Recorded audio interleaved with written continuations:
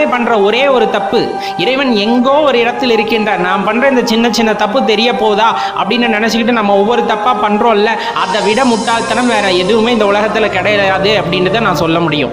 ஏன் இப்படி சொல்றோம்? பூனை கண்ணை மூடிச்சுன்னா உலகமே இருண்டுச்சுன்னு நினைக்குமா? அந்த கதையாத்தான் நம்ம நினைக்கிறோம்.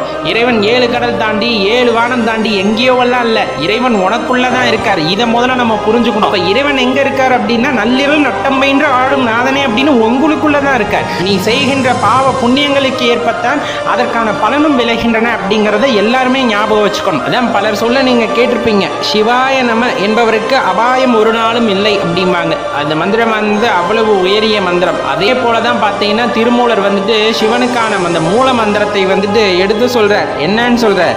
சிவசிவ என்கிற தீவினையார், சிவசிவ என்றிட தீவினை மாலும், சிவசிவ என்றிட தேவரும் ஆவர், சிவசிவ என சிவகதிதானே அப்படிங்கிற அந்த மூல மந்திரத்தை நமக்கு சொல்றாங்க.